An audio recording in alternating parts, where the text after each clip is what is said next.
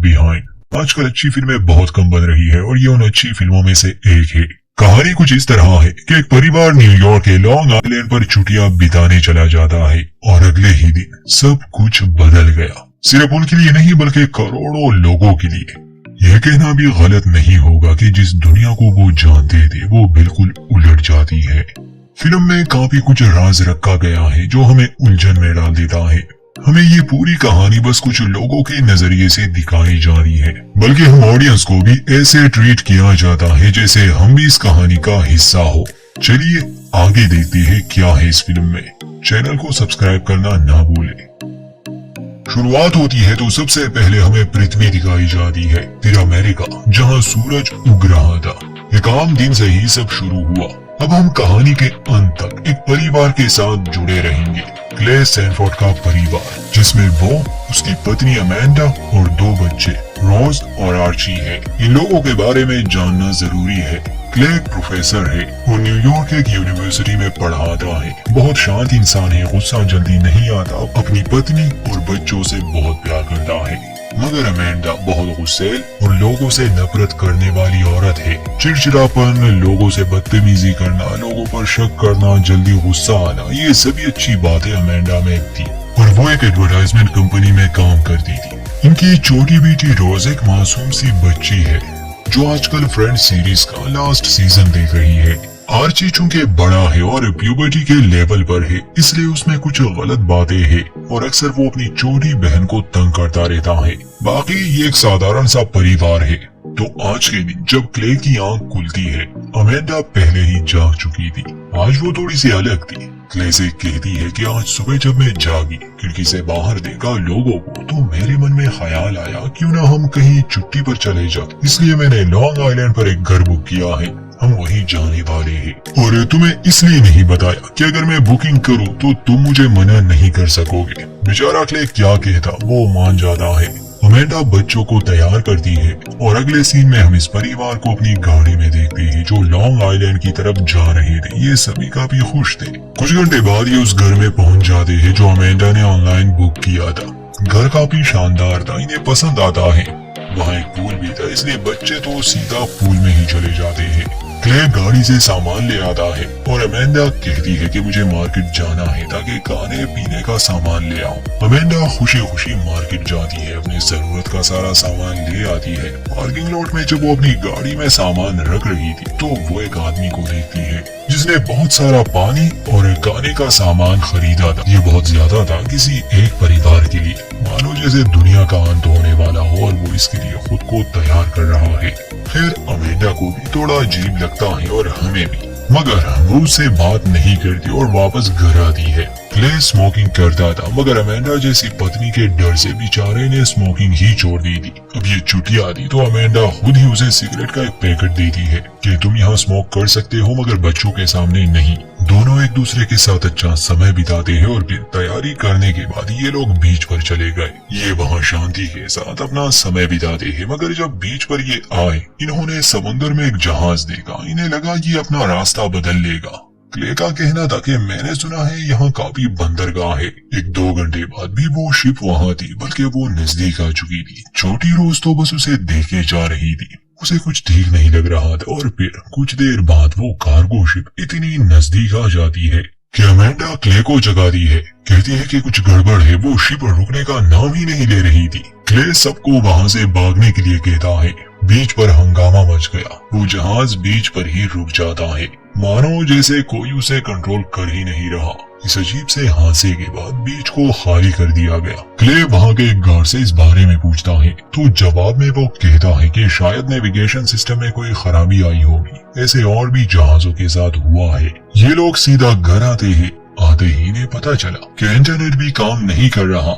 Clay ने TV भी check किया, उस पर भी कोई चैनल नहीं आ रहा था। ये ऑनलाइन अपने लिए खाना नहीं मंगवा सकते थे, इसलिए शाम को बर्गर पर ही गुजारा कर लेते हैं। रात को जब बच्चे सो गए अमेंडा और क्ले नीचे ड्रिंक कर रहे थे।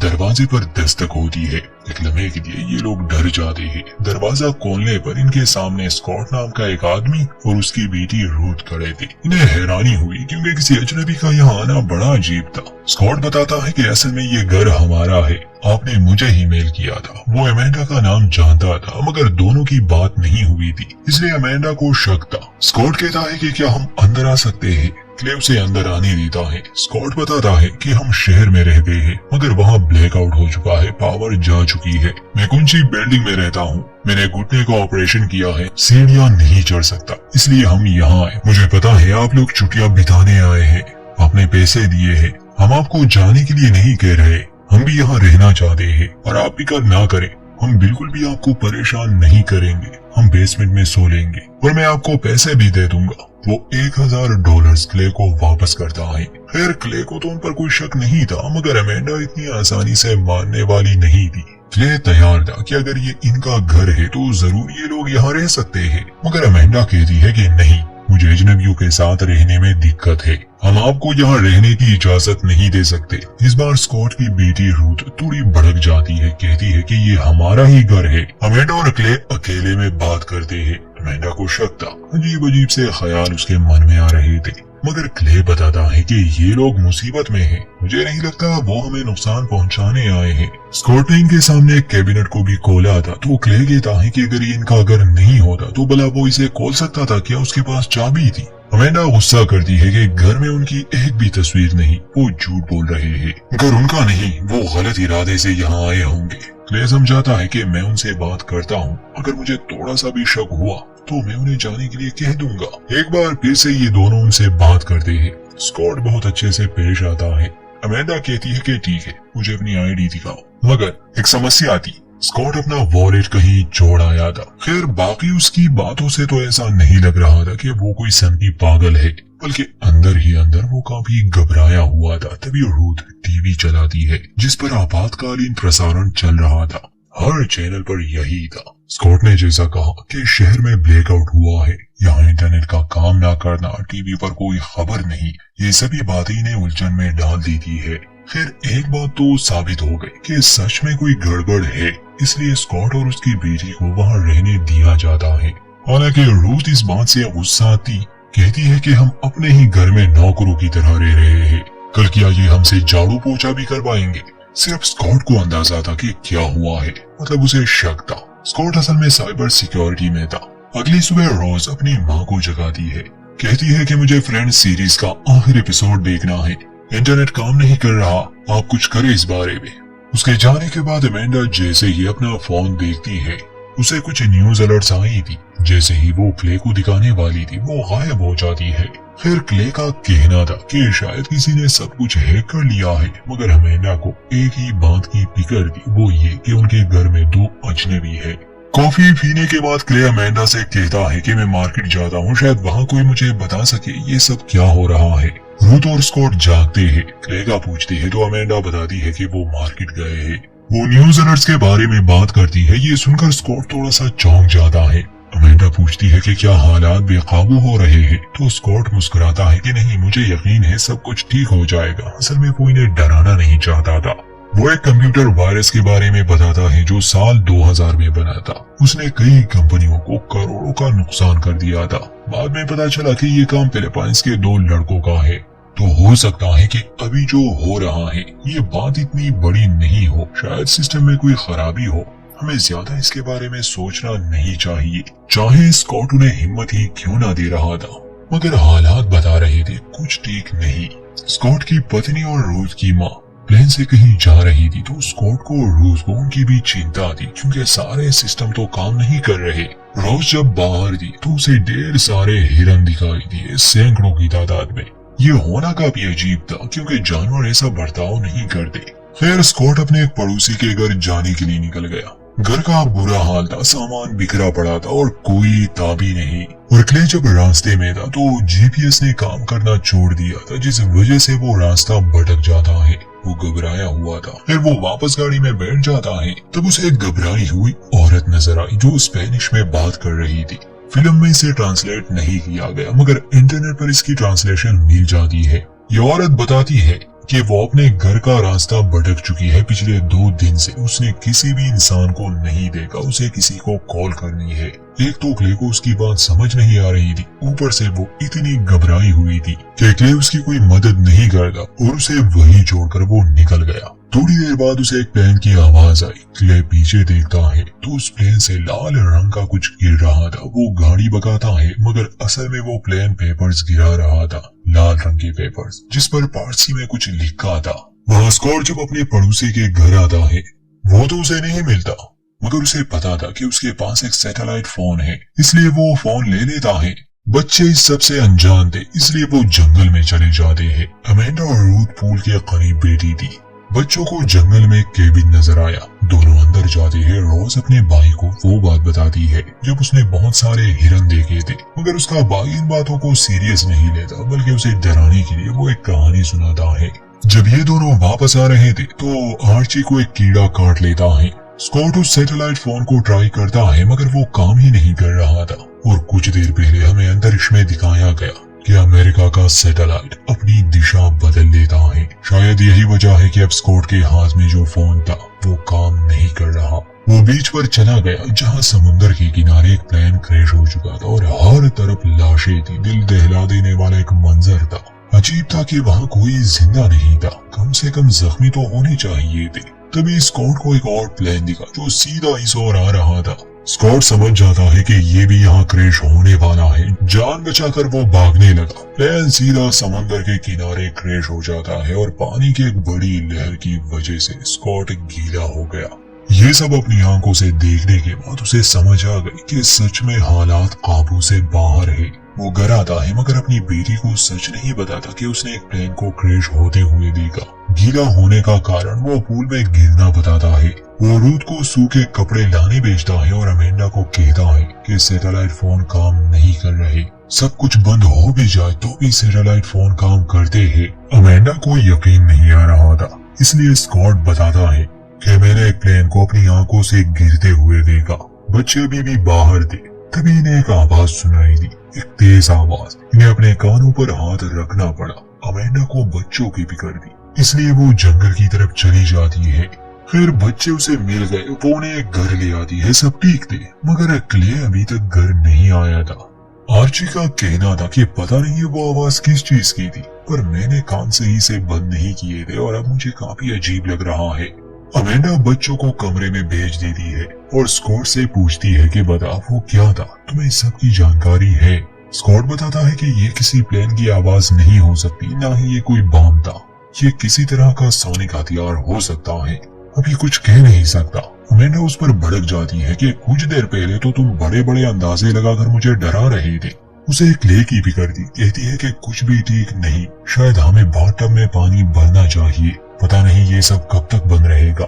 ये बात स्कॉट अपनी बेटी से छुपाना चाहता था मगर अब वो जान गई। इस बात से वो काफी दुखी हो गई। तब अमेंडा बताती है कि 2 दिन पहले मैंने एक आदमी को मार्केट में देखा था। वो जानता था कि ये सब होने वाला है। उसने ढेर सारा पानी और खाने का सामान लिया था। स्कॉट बताता है कि वो डेनी है, वही कॉन्ट्रैक्टर जिसने मेरे इस घर को डिजाइन किया है। वो हमेशा इन हालातों के लिए तैयार रहता है और शायद उसे इस सब का अंदाजा हो चुका था। इतने में क्ले भी लौट आया जो काफी डरा हुआ था। वो बताता है कि मैंने रास्ते में एक प्लेन को देखा जो ये पेपर्स फेंक रहा था।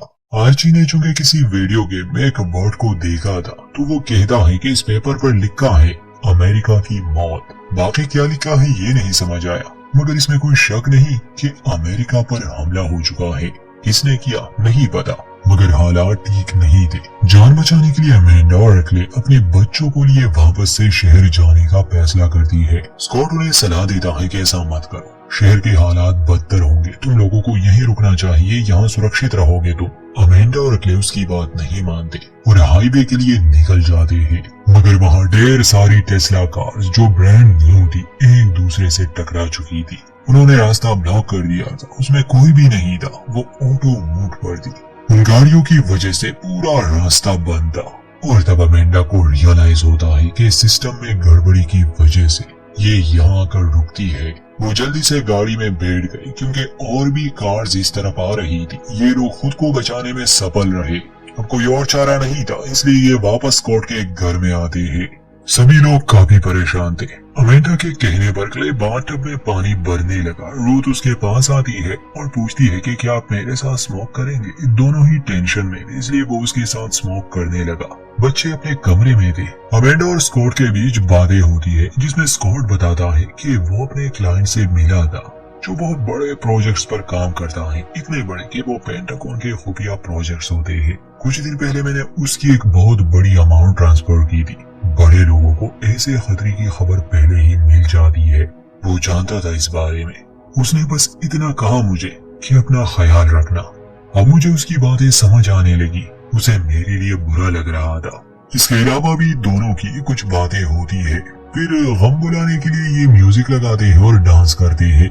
घर के लॉन में रूथ और क्ले बैठे इस हालात को लेकर बात कर रहे थे। क्ले बताता है कि एक बात हमने तुम लोगों से छुपाई थी, वो ये कि जब हम बीच पर गए थे वहाँ एक समुद्री जहाज आकर रुक गया। वो बेकाबू हो चुका था। इतने में एक आवाज सुनाई दी, ये पूल में जाते हैं तो वहाँ ढेर सारे फ्लेमेंगोज आए थे। एक और अजीब सी घटना, वहाँ घर में अमेंडा स्कॉट को गले से लगाती है और हौसला देती है कि तुम जल्द ही अपनी पत्नी से मिलोगे। और थोड़ी ही देर में फिर से वो आवाज, जिससे ये सभी सर पकड़कर बैठ जाते हैं।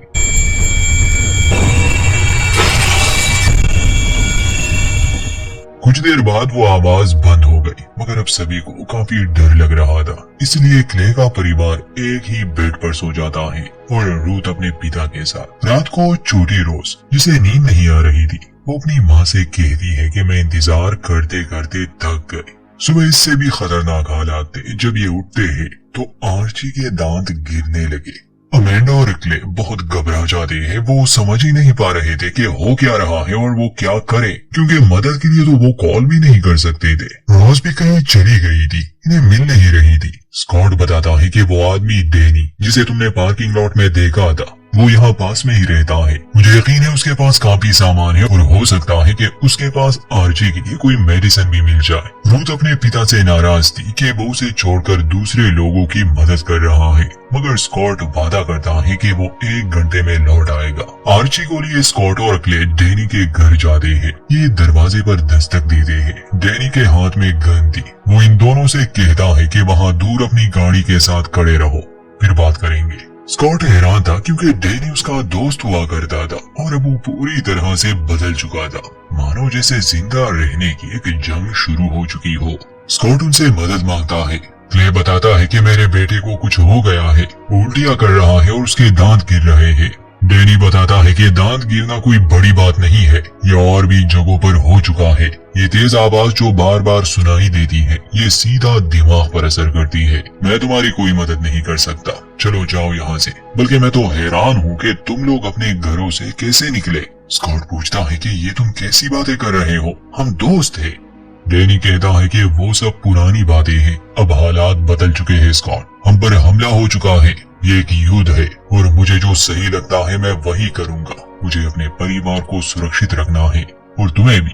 क्ले कहता है कि भला हम कहाँ जाए, कौन हमारी मदद करे। स्कॉट और डैनी में बहस छिड़ जाती है। दोनों एक दूसरे पर बंदूक तान देते हैं, मगर क्ले उनके बीच आता है, दोनों को समझाता है। डैनी से विनती करता है कि प्लीज हमारी मदद करो, मेरी जगह आप होते तो क्या करते, मैं पैसे देने को भी तैयार हूँ। तो डैनी कहता है कि जब सरकार ही नहीं रहेगी तो पैसों का क्या फायदा। खैर अंत में वो मदद तो करता है। जाने से पहले वो बताता है कि ये काम कोरियंस का है या फिर चाइनीज का। अमेरिका ने इतने सालों में काफी दुश्मन बना दिए और वो सब एक हो गए। क्ले उसे वो पेपर दिखाता है। उनका मानना था कि ये ईरान का काम हो सकता है। जो भी हो, किसी के पास भी सही जानकारी नहीं थी। डैनी बताता है कि फोन्स बंद होने से पहले मेरे दोस्त ने सैन डिएगो में हुए ऐसे ही एक घटना का जिक्र किया था, मगर वहाँ जो पेपर्स गिराए गए थे वो चाइनीज में थे।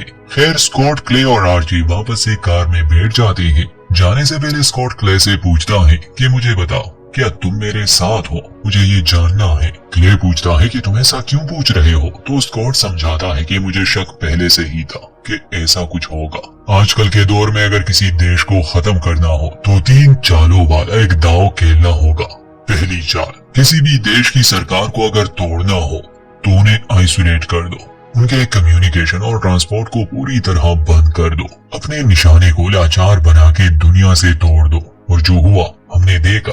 फिर दूसरी चाल में गुप्त हथियार का इस्तेमाल होगा और गलत जानकारी से उन्हें इतना डराओ कि वो एक दूसरे पर ही शक करने लगे। हर कोई अलग अलग कहानियां बनाने लगेगा, डर का एक माहौल बन जाएगा, यानी उनका निशाना और भी कमजोर हो जाएगा दिमागी तौर पर। वो अपनी रक्षा नहीं कर सकेंगे। जहाँ पर दुश्मन या हमले की वजह नहीं दिखेगी, वहाँ लोग एक दूसरे के ही दुश्मन बन जाएंगे। अगर ये दो चालें कामयाब हुई तो तीसरी चाल खुद ही एग्जीक्यूट हो जाएगी। क्ले पूछता है कि तीसरी चाल क्या है, तो स्कॉट जवाब देता है कि गृह युद्ध और दुश्मन के लिए युद्ध का अंत, क्योंकि तब सरकारें टूट चुकी होगी, कोई कानून नहीं रहेगा। और ऐसा ही हो रहा था। वहाँ दूसरी तरफ हम रूथ और अमेंडा को जंगल में देखते हैं, जो रॉस को ढूंढने निकले थे। वो भी उस केबिन में पहुंच जाते हैं जहाँ अमेंडा और रूथ के बीच थोड़ी बहस हो गई। फिर उन्हें बाहर से आवाज सुनाई दी। रूथ बाहर आती है तो वहाँ ढेर सारे हिरन थे जो उसके सामने खड़े थे। अमेंडा चीखते चिल्लाते हुए उनके सामने आती है, जिससे वो हिरन भाग जाते हैं। फिर अमेंडा का ध्यान शहर पर जाता है जहाँ बम धमाके हो रहे थे। पूरी